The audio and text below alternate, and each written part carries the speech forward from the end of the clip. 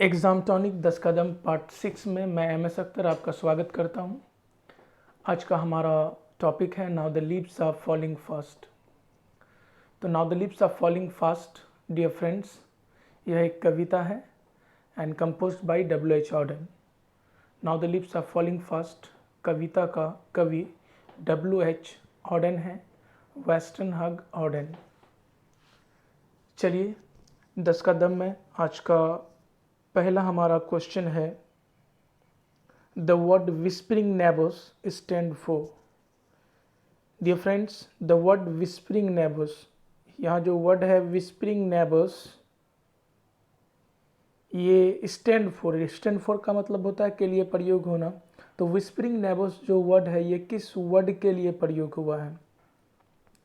तो याद रखिएगा विस्परिंग नेबो जो है यम के लिए प्रयोग हुआ है। विस्परिंग नेबोस का मतलब होता है यमराज यम, या हम लोग इसको दूसरे शब्दों में बोलते हैं द मैसेंजर ऑफ डेथ।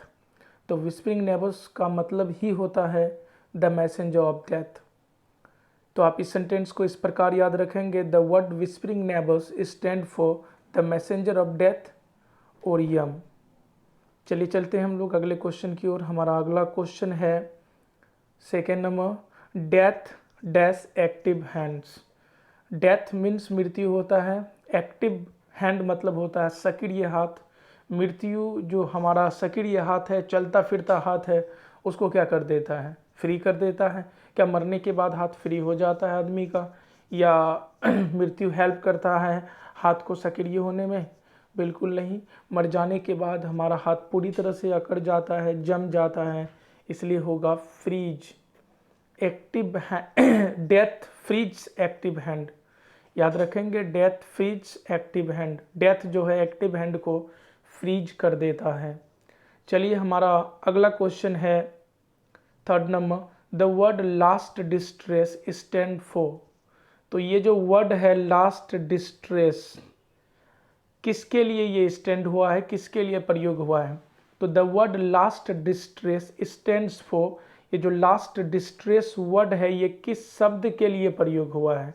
तो याद रखिएगा लास्ट डिस्ट्रेस जो वर्ड है ये यूज हुआ है एंड ऑफ लाइफ के लिए। लास्ट डिस्ट्रेस को एंड ऑफ लाइफ भी बोलते हैं, या दूसरे शब्दों में डेथ बोलते हैं। तो लास्ट ऑफ डिस्ट्रेस का मीनिंग ही होता है डेथ। तो the word last distress stands for death या एंड ऑफ लाइफ, इस तरह से आप याद रखेंगे। चलिए चलेंगे हम लोग अगले क्वेश्चन में। हमारा अगला क्वेश्चन है यंग पर्सन्स आर डैश। जो यंग पर्सन है, जो जवान लोग हैं वो डैश हैं, एनर्जेटिक हैं। सही बात है, जवान लोग एनर्जेटिक होते हैं, हेल्थी भी होते हैं, हेल्दी होते हैं, स्मार्ट भी होते हैं।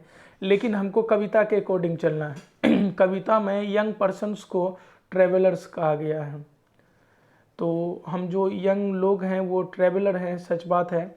आदमी जन्म लेता है, फिर धीरे धीरे धीरे धीरे धीरे धीरे जवान होता है, फिर धीरे धीरे बुढ़ापा, फिर मृत्यु। तो एक तरह से ये क्या है, ज़िंदगी ही एक तरह से क्या है, एक सफ़र है। तो यंग पर्सन्स आर ट्रेवलर्स कहा गया है, याद रखेंगे यंग पर्सन्स आर ट्रेवलर। चलिए चलते हैं हम लोग फिफ्थ नंबर में। पांचवा नंबर है the study of religion is known as. तो the study of religion, religion का अध्ययन क्या कहलाता है, धर्म का अध्ययन क्या कहलाता है? तो याद रखिएगा धर्म का अध्ययन को हम लोग मैथोलॉजी बोलते हैं। The study of religion is known as mythology. जिस तरह से the study of life is called biology कहलाता है, the study of heart is called cardiology कहलाता है। तो सेम एज उसी तरह the study of religion is known as mythology, mythology कहलाता है। धर्म के अध्ययन को हम लोग मैथोलॉजी कहते हैं। चलिए चलते हैं हम लोग अगले क्वेश्चन में। हमारा अगला क्वेश्चन है six number, trolls are wicked and ugly creatures. ये जो ट्रोल्स हैं ये एक दुष्ट और कुरूप प्राणी है। ट्रोल्स, कभी आप लोगों ने नाम सुना है इसका? ट्रोल्स, ट्रोल्स हमारे यहाँ नहीं पाया जाता।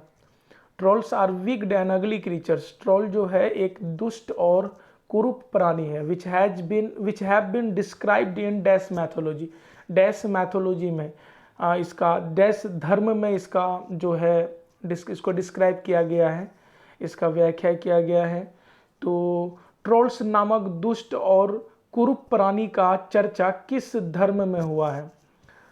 तो याद रखेंगे स्कैंडिनेवियन में हुआ है। स्कैंडिनेवियन, हिंदू में नहीं हुआ है, अरेबिक में नहीं हुआ, ग्रीक में नहीं हुआ है, स्कैंडिनेवियन मैथोलॉजी में हुआ है।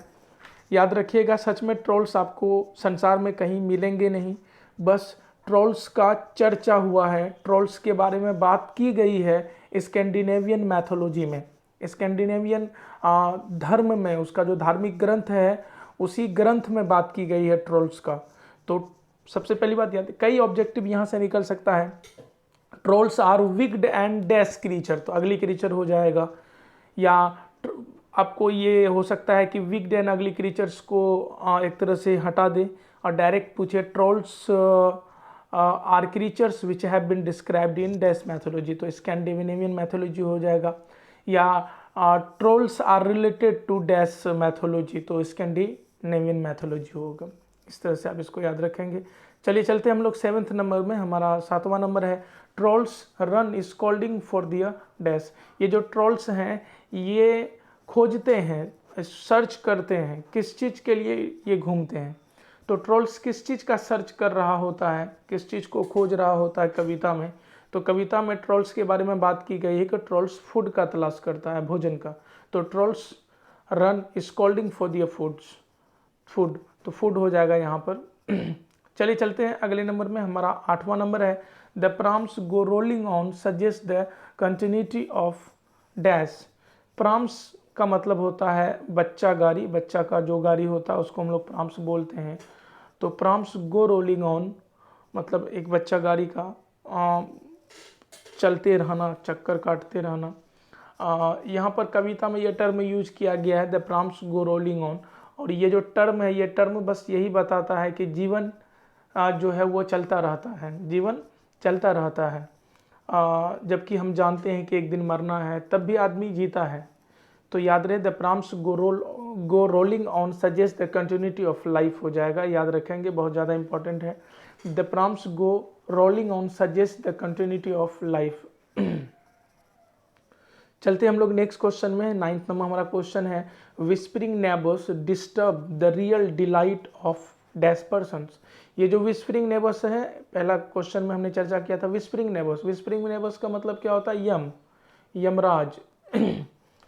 डिस्टर्ब कर देता है रियल डिलाइट, वास्तविक खुशी को, ऑफ डैश पर्सन। यमराज किसके वास्तविक खुशी को बर्बाद कर देता है, डिस्टर्ब कर देता है? तो याद रहे यंग पर्सन। नहीं, यंग पर्सन नहीं होगा, क्योंकि यंग पर्सन को मौत से उतना डर नहीं होता है। एजिंग पर्सन हो जाएगा, ज़्यादा उम्र वाले लोगों को। तो whispering neighbour disturbs the real delight of ageing person. Ageing person को का जो वास्तविक खुशी है यमराज उसको छीन लेता है। वजह है कि जब कोई भी व्यक्ति एजेड हो जाता है, बुढ़ापा आ जाता है, तब लोगों को ज़्यादा से ज़्यादा मौत याद आने लगता है कि अब तो मरना ही, अब मरेंगे, अब मरेंगे, अब मरेंगे, कब मरेंगे, इस तरह की फीलिंग्स आने लगती है, जिससे वो ज़िंदगी ढंग से नहीं जी पाता है। तो विस्परिंग नेबर्स जो है, यमराज जो है, वो वास्तविक खुशी एजिंग पर्सन का क्या कर लेता है? छीन लेता है। चलिए चलेंगे हम लोग लास्ट क्वेश्चन में। हमारा अंतिम क्वेश्चन है and the Nightingale is dash. ये कविता का लाइन है, एंड और the Nightingale Bulbul is dash, और बुलबुल डैश हो जाता है। तो इस कविता में बताया गया है कि बुलबुल जो है वो डम हो जाता है। डम का मतलब क्या होता है? चलिए, तो बुलबुल क्या हो जाता है? डम हो जाता है, मतलब गूंगा हो जाता है। तो ये हमारा आज का लास्ट क्वेश्चन था। Thanks for watching my video. मिलते हैं अगले पार्ट में।